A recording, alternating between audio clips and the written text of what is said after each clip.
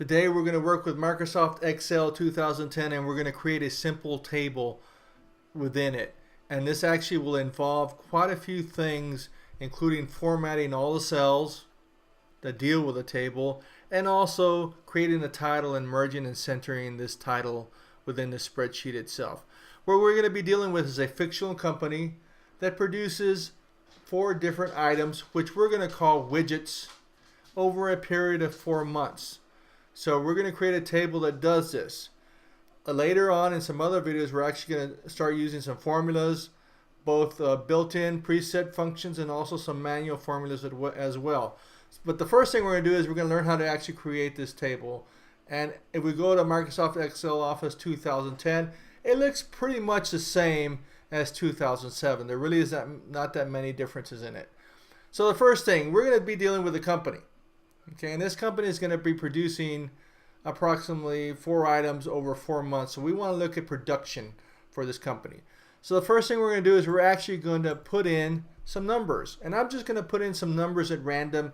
In fact, I'm just going to start with, for example, and you can follow along if you would like. I'm going to start with 20, then 32, then 45, then 60. And these are going to be the numbers of widgets that are actually produced over a 4-month period. On the second row, starting at C7, I am going to put 23, 14, 63, and 50. Okay, in C8, beginning on row 8, I'm going to produce 10, 22, 44, and 50. And then finally, starting at C9, I'm going to put 3, 7, 18, and 5. So these are going to be our basic numbers that we're going to work with. Right now, it's basically just a bunch of numbers, and actually this is not even formatted correctly. But before I go to that, I'm going to increase the size of my screen area or my individual cells so you can see a little bit better. Okay, I'm going to increase it to 130%. Down here at the bottom, you can in fact make your relative size of your screen bigger and or smaller. So these are our actual numbers. These are all in individual cells. And what we're going to do now is up on row 5, we're actually going to put the months. And I'm going to start, for example, with December. I'm going to use DEC for December, January, February, and March. Okay, these are going to be our months.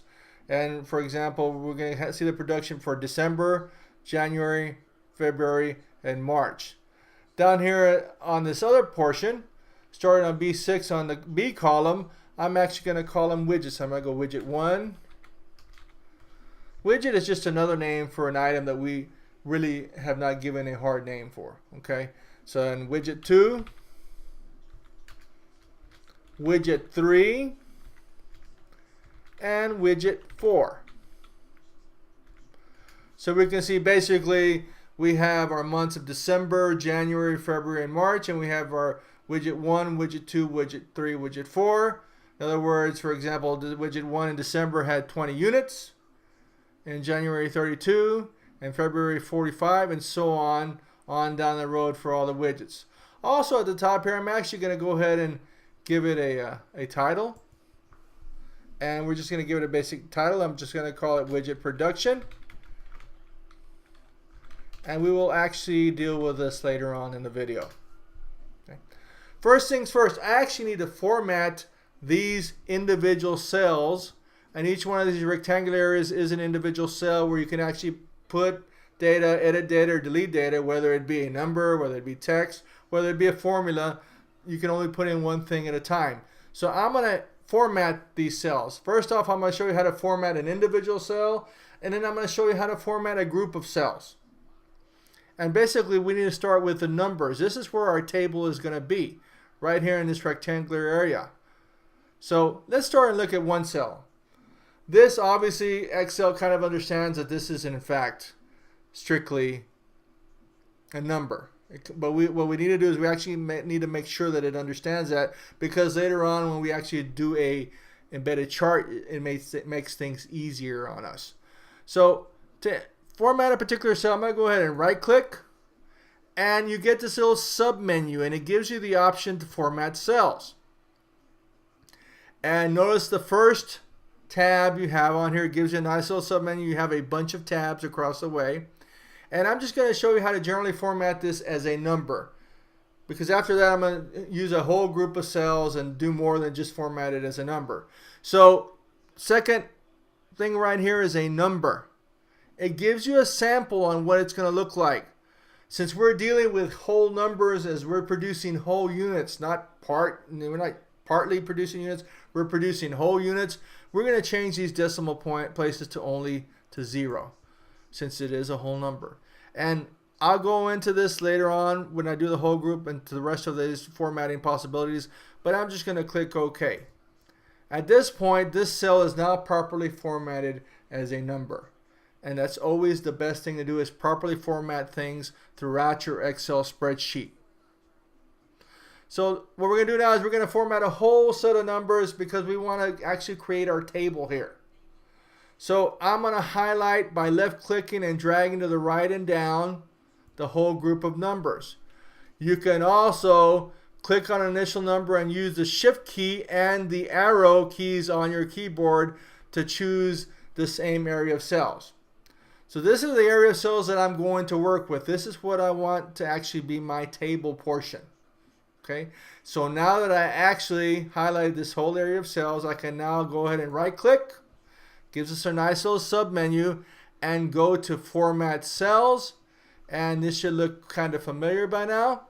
I'm going to move it right here just to the right, and the first tab or ribbon on the ribbon is actually the category. We want to make it a number. Remember, no decimal places since it is a whole number. Okay, and we're good to go there.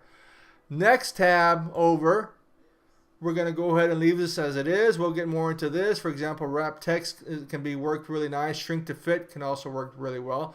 But we won't touch this tab for now. In a future video, we'll talk about some more things you can work with this tab. Next tab over, the font. Now this starts affecting how your table will actually appear, how the numbers in your table will actually appear. And usually what I'm going to do is, you have different font styles. I'm going to make it bold. I'm going to make it just a little bit bigger, because if you make it too big, you'll start stretching your cells around, making them too big as well. And I'm going to choose a color for my table, because when you do an Excel spreadsheet, you want it to kind of stand out when you do the table. So I'm going to make it just a simple dark blue. Okay. And actually, let's do a somewhat lighter blue. This may not be pretty, but I'm just giving you an example here. So that's what your font's going to look like. Okay. So if I strictly did a table now, you would just simply have numbers that have a blue font. Next tab over is where it gets really interesting, and this one is really important. This is the border. This is where you choose what your border looks like. This is what is actually going to make your table look like a table. So before you do anything, you need to choose both the line style, and I tend to use a thicker line style. There's various options here, but I tend to use a thicker line style. Then I'm going to go ahead and also give it a color, and I'm going to give it a dark blue color. And also here's when you can actually choose what you want your table to look like. You can do a straight outline. Okay, or you can do an outline and also the inside, and usually the inside is what we want. If you don't like the way it looks, you can go ahead and clear it. Okay, outline would only go around the outside of the table, and inside will also color in the inside of the table, the actual grid lines. So I'm gonna leave it like that. I want the table to actually have a grid view, so I'll leave it where it is. Nice color blue, nice thick line. Next tab over is the Fill tab. This is basically, we want a background color for our numbers. Okay, we can give any type of color we want. I don't know what would go with kind of the blue that we have. I'm going to put a very light blue. I don't know exactly what it's going to look like, but that's what we're going to use. You can always go back and change this later. As far as the protection tab, don't worry about it. So we've already covered all our tabs. Number, it's a whole number. We made it a number. Alignment, we didn't worry about alignment. Font, we went ahead and made bold and size 12. We also made a dark blue border, and we put a really light background on the fill. So now I'm going to click OK, and now we're going to see what actually happens to our numbers here, the ones that have been outlined. So I'll go ahead and click OK, and click outside of the area, and this is what our table would look like. Probably not the best colors in the world, but this is what it looked like, and you can put whatever colors you want. So this area has already actually been formatted to be numbers, and it actually looks like a table now. So we still have some other things to do, don't we? We still have to format these individual cells over here, and we want to make sure that we format them as text. This is especially important whenever you try and do an embedded chart. If you don't do this, it'll make life difficult for you. So I want to format this area.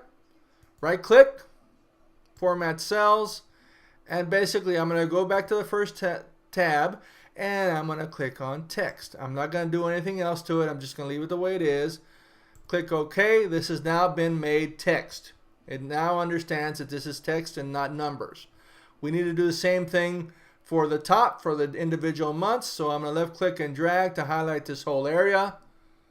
Now I'm going to right click, and I'm going to go to format cells, and I'm also going to make it text as well. That's all we need to do. I'll click OK. This has now also been formatted for text. Next thing, now this actually looks like a table, does it not? Pretty much so. We have one other thing that we want to handle on this actual video. We want to actually modify this title up here. It says widget production. For one thing, we want to make bigger. And for another thing, we want to make sure that it doesn't bleed over into some other cells. Okay. So first off, I'm going to go ahead and format this also. I'm going to make sure that it is text. I'm also going to make it a lot bigger. Okay. Make it up around 20. I'm not going to put no border, no fill. I'm going to leave it black. I'm going to click OK. That's what happens, but do notice that this is actually residing only in the B2 cell. If we go over here, it's not actually residing there, okay? Like if I put something here, for example, it disappears, all right?